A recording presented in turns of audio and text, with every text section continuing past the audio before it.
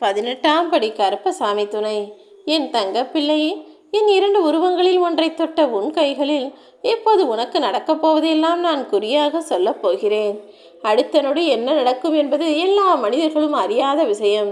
ஆனால் இந்த காக்கும் கடவுள் கருப்பசாமி ஒவ்வொரு நொடியையும் துல்லியமாக கணித்து வைத்திருக்கிறேன். யாருக்கு எப்பொழுது என்ன நடக்கும் என முழுவதுமாக அறிந்த நான் இப்போது உன் வாழ்வில் நடக்கும் விஷயங்களை உன்னிடமே எடுத்து சொல்லி இனிமேலாவது உன் வாழ்க்கையை கவனமாய் தெளிவாய் வாழப்பழகு என சொல்லத்தான் வந்துள்ளேன். அடுத்தவருடைய செயல்கள் உனக்கு ஏமாற்றத்தை கொடுக்கிறது, நீ நினைத்தது போல் அவர் நடக்கவில்லை என்று சொன்னால் அது அவருடைய குற்றமா அல்லது உன்னுடைய குற்றமா? அவர் எப்போதும் பிறந்ததிலிருந்து ஒரே மாதிரி தான் இருக்கிறார். அவரவர் வாழ்க்கையும் அவரவர் வேலையும் அவரவர் குடும்பத்தையும் பார்த்து கொண்டு வாழும் மனிதர்களுக்கு மத்தியில் நீ நினைத்தது போல ஒருவர் செய்யவில்லை என்றால் அது உன்னுடைய தவறுதானே? அடுத்தவர் என்ன செய்ய வேண்டும் என நீ ஏன் நினைக்கிறாய்? அடுத்தவரிடம் அந்த எதிர்பார்ப்பை வைப்பதற்கு உனக்கு யார் அதிகாரம் கொடுத்தது? எல்லா மனிதர்களும் ஒவ்வொரு சூழ்நிலையிலும் ஒவ்வொரு மாதிரி இருப்பார்கள். நீ யாரிடமும் அதிகமாக எதையும் எதிர்பார்க்கவும் வேண்டாம், எந்த நம்பிக்கையும் வைக்கவும் வேண்டாம் என் செல்லமே. ஏனெனில் நீ நினைப்பது போல, நீ நம்புவது போல எல்லாரும் எப்போதும் ஒரே மாதிரி இருப்பது கிடையாது. தானாக சாத்தி இருக்கும் கதவை நீ தட்டலாம், அதில் தப்பே இல்லை. ஆனால் நீ வருகிறாய் என தெரிந்த பிறகு கதவை சாத்தி கொண்டு எங்கே நீ உதவி கேட்டு விடுவாயோ என கண்டும் காணாமல் கடந்து போகும் மனிதர்களிடம் நீ போய் நிற்கவே கூடாது என் தங்கமே. அடுத்தவர் உன்னை உதாசீனம் செய்வார் என தெரியும் போதே, உன்னை மதிக்க மாட்டார்கள், நீ கேட்பதை செய்ய மாட்டார்கள் என தெரியும் போதே அவர்களை சந்திக்காமல் இருப்பதுதான் உனக்கு நல்லது. உதவி கேட்பதற்கு முன்பாக பல விஷயங்களை சிந்தித்துக்கொள். உன்னால் ஒருவருக்கு நல்லது நடக்குமானால் நீ தேடி போகலாம். அடுத்தவரின் உதவியை எதிர்பார்த்து போகிறாய் என்றால் போக வேண்டுமா வேண்டாமா? நமக்கு உதவி செய்யக்கூடியவன் நம் கடவுள், காக்கும் கடவுள் கருப்பசாமி மட்டும்தான்.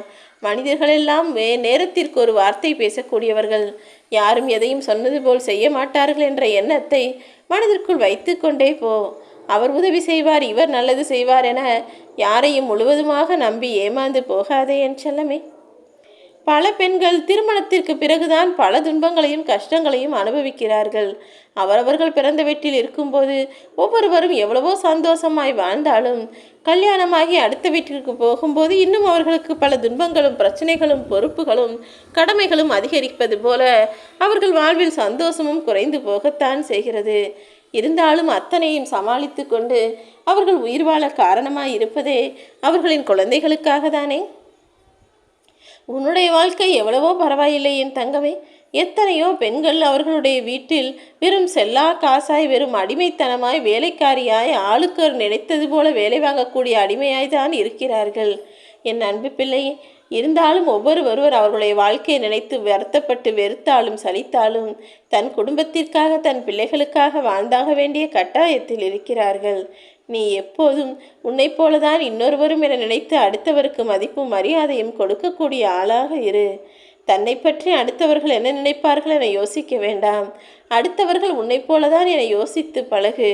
நீ எப்போதும் அவர் என்ன சொல்வார், இவர் என்ன சொல்வார் என அடுத்தவருக்காக யோசிக்க ஆரம்பித்தால் உன் வாழ்க்கை உன்னால் நிம்மதியாக வாழ முடியாது.